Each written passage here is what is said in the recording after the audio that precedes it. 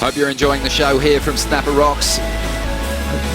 Cloudy Wednesday morning, but some big heats hitting the lineup. Kolohe Andino up against Adrian Buchan. A great matchup, Kolohe. One of the most versatile surfers on his forehand. On the CT, he'll be wearing the red jersey up against Adrian Buchan, who has just been putting together solid heat score totals on his run throughout the contest. He's going to be in the blue jersey. He's had a couple of quarterfinal finishes, but it's going to be Andino using priority on this ride, driving into this first section. Really tidy arc in the pocket to get started. Just linking this ride together with his second maneuver and his third, the fourth, just setting up this turn. And he digs that rail, brings that board right around, getting a bit of tail release, but just looking sharp at this point. Still eyeing off a big finish. He takes to the air. Amazing if he can pull this off. Didn't quite clear the foam, but his board almost wanted to flip over under his feet. Well, that's right, Ronnie. He said he couldn't quite project in front of the foam. That foam hung him up a little bit. But I don't know, sometimes an injury maybe takes the pressure off. You don't expect that big result. And Kolohe, at the moment, is looking really sharp. Well, this is a smooth start for Kolohe. That's the addition to his repertoire that's been impressive. Year before last, Kolohe added quite a bit of foam to his boards, and in my opinion, it flattened his surfing out a little bit. He's tightened his foam up a little bit this year. He's gone the other way, so less volume, and he's getting more rail in the water.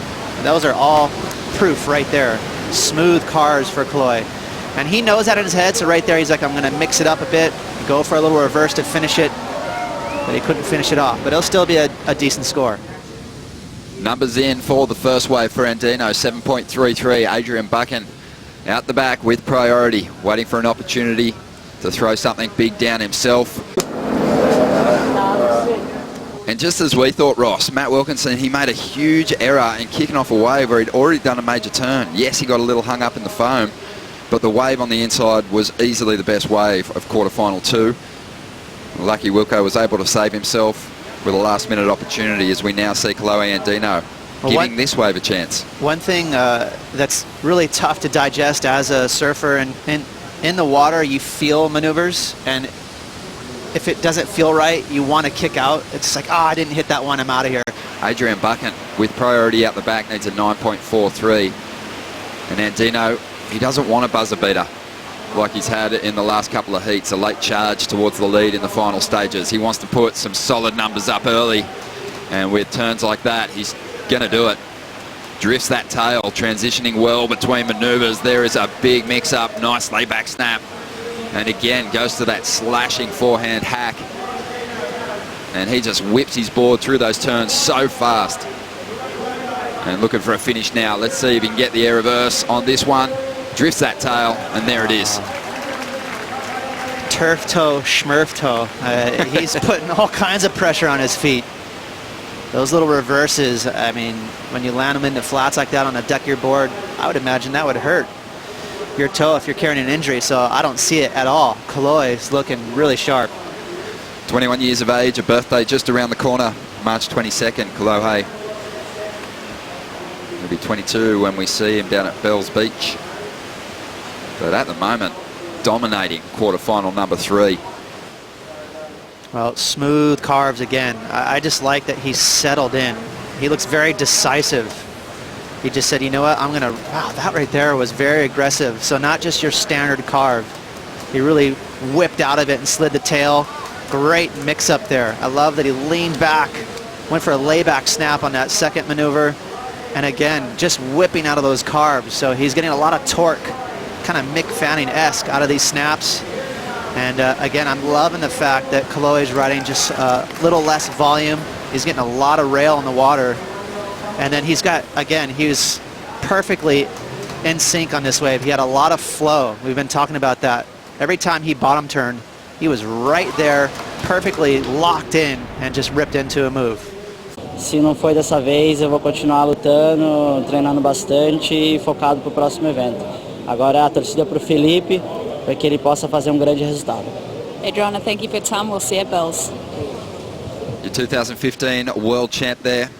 Another solid finish here on the Gold Coast. Just over 12 minutes remaining, and Kolohe Andino on Fuego out there at the moment. An 8.67 on his previous ride. And Adrian Buchan is in a world of hurt at this stage of the game. Ace's highest heat score total so far in this contest, 6.04.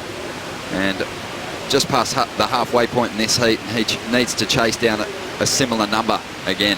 I think the energy has been really focused on Felipe, Stuart Kennedy, which allows someone like Kolohe Andino just to kind of slide under the radar. He hasn't had any wasted energy being nervous or pressure. He's just been coasting through. Well, Buchan, he's going to take this one maybe in the nick of time. First turn, smooth. He's been strong on those first turn options right throughout the rounds. He needs this wave to stand up. He needs to get himself out of combo and in a position to track down a big number in the final stages.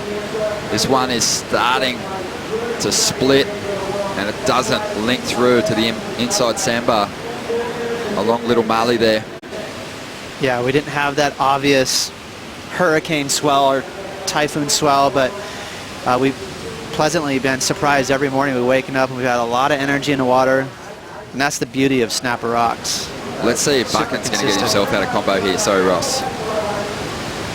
Yeah, you mentioned it. You know, he needed this wave to steepen up to give him that tall coping where he could just tee off, instead forced to do those cutbacks. So for Ace, right after this next cutback right here, he's going to realize it, watch his head. He's just like, you got to be kidding me. This heat is just not going my way.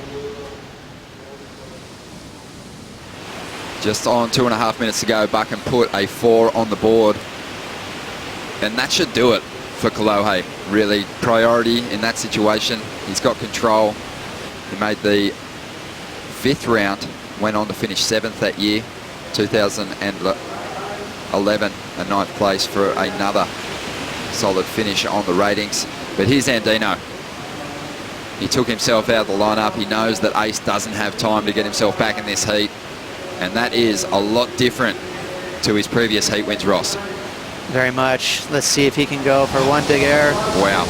That board did fly in the air right between his legs, but he looks fine. And Kolohe Andino, he is on his way to the semi-finals for the first time ever. He's passed the 3rd round of an event here in Australia. And not just past the 3rd round, but into the final 4 here.